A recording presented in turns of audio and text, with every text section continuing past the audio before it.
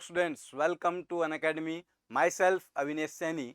और जैसा कि हमने आपको बताया था कि हम आपके साथ एनसीईआरटी में जो अच्छे कॉन्सेप्ट्स हैं जो जनरली आप अवॉइड कर देते हैं, कई बार उनको ध्यान से नहीं पढ़ते, वो हम आपसे डिस्कस करेंगे। और उसके साथ साथ फिजिक्स के जो अदर मोस्ट इंपॉर्टेंट कॉन्सेप्ट्स हैं वो भी हम आपके साथ डिस्कस करने जा रहे हैं, जो कि आपके जे एडवांस में और इवन नीट एग्जाम के लिए भी बहुत इंपॉर्टेंट है। जैसा कि इस बार नीट का फिजिक्स का पेपर आया था तो उन बच्चों को भी हेल्प करेगा, but specifically this is for J advance.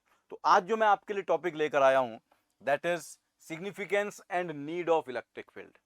Students, जब आप एनसीईआरटी में कूलम्ब्स लॉ पढ़ते हैं और कूलम्ब्स लॉ के बाद इलेक्ट्रिक फील्ड, पॉइंट चार्ज वगैरह कैलकुलेट करते हैं, तो उसके बाद वहां पर एक आर्टिकल दिया हुआ है, the physical significance of electric field, article number 1.8.2।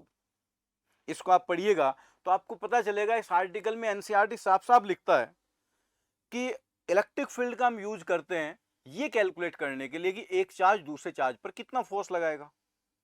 लेकिन इससे पहले ही हम कूलम्ब्स लॉ जान चुके हैं और एक चार्ज दूसरे पर कितना फोर्स लगाता है तो कूलम्ब्स लॉ से कैलकुलेट किया जा सकता है। Then what is the need of electric field, फिर हम फील्ड क्यों डिफाइन कर रहे हैं।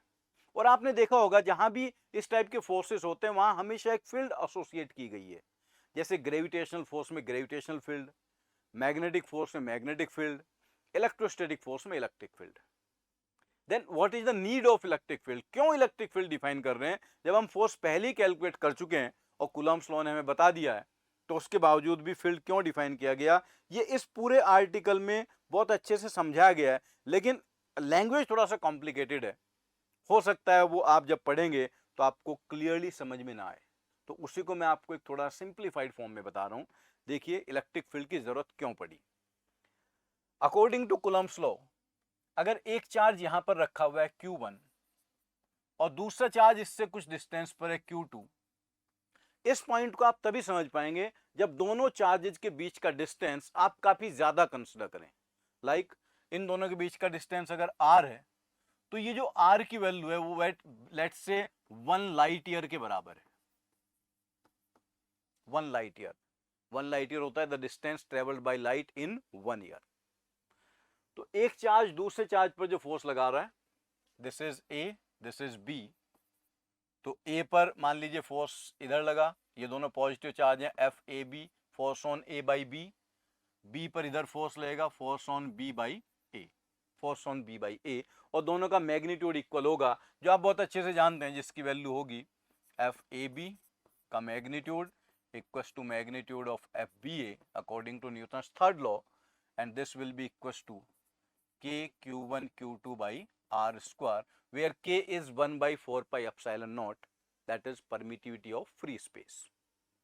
अब अगर मैं कहता हूं कि जो B चार्ज है इसको हम यहां से कुछ डिस्टेंस आगे ले आए, लेट्स से x डिस्टेंस आगे ले आए, तो इस आर्टिकल में समझाया गया है कि कोई भी इंफॉर्मेशन जो ट्रेवल कर सकती हो मैक्सिमम लाइट के स्पीड से ट्रेवल करती है।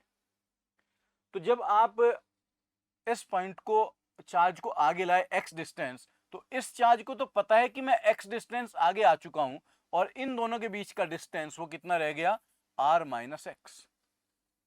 लेकिन इस इंफॉर्मेशन को कि ये चार्ज B से B डैश पर आ चुका है, इसे यहां Q1 तक जाने में 1 साल लग जाएगा, क्योंकि इन दोनों के बीच का डिस्टेंस 1 लाइट ईयर है और any information can travel with the speed of light, maximum speed हो सकती है उसकी लाइट के बराबर। तो अगर ये बात Q1 तक पता चलनी है तो Q1 तक तो ये 1 साल बाद पता चलेगी। और इसको खिसकाने के अगर आप 2 दिन बाद फोर्स कैलकुलेट करेंगे तो A तो कहेगा कि हम दोनों के बीच का डिस्टेंस R ही है, तो A क्या कहेगा कि मैं तो इतना फोर्स लगा रहा हूं K Q1 Q2 by R square. और B क्या कहेगा कि भाई हमारा डिस्टेंस तो कम हो गया है, B कहेगा मैं इतना फोर्स लगा रहा हूं K Q1 Q2 by R minus x का square. It means Newton's third law valid नहीं रह जाएगा, बिकॉज कोई भी इंफॉर्मेशन जो भी आपने चेंज किया है वो चेंज दूसरे पॉइंट तक लाइट, मैक्सिमम लाइट के स्पीड से पहुंच सकता है। तो यहां पर आपने इस चार्ज को x डिस्टेंस शिफ्ट किया तो ये चार्ज x डिस्टेंस आगे आ चुका है, इस इंफॉर्मेशन को Q1 तक जाने में 1 साल लगेगा, लेकिन आप तो 4 दिन बाद फोर्स कैलकुलेट कर रहे हैं, तो 4 दिन बाद Q तो कहेगा वो R डिस्टेंस पर ही है Q2, और Q2 कहेगा कि हमारे बीच का सेपरेशन R माइनस एक्स हो गया। तो यहां पर ये गड़बड़ी आ गई है, न्यूटन्स थर्ड लॉ अप्लाई नहीं हो पा रहा है। This is why we define electric field. अब होगा क्या, इलेक्ट्रिक फील्ड से ये कैसे वैलिड हो जाएगा? मान लीजिए ये चार्ज Q1 था और ये R डिस्टेंस पर दूसरा चार्ज Q2 रखा था, तो ये एक दूसरे पर फोर्स अप्लाई कर रहे थे, वही कितना K Q1 Q2 by R square. अब ये A है और ये B है, अगर आप B को X डिस्टेंस आगे खिसकाओगे, इस फोर्स को अगर आप इलेक्ट्रिक फील्ड के पॉइंट ऑफ व्यू से देखें, तो आप ये कह सकते हैं जब Q1 के कारण Q2 पर फोर्स कैलकुलेट करेंगे तो Q1 को पता है कि वो R डिस्टेंस पर है, तो Q1 यहां कितना फील्ड बना रहा होगा, K Q1 by R square. This is the electric field by Q1 at the location of B। और इसे Q1 Q2 के चार्ज से मल्टीप्लाई कर दो तो B पर फोर्स आ गया, that is Q2 into electric field.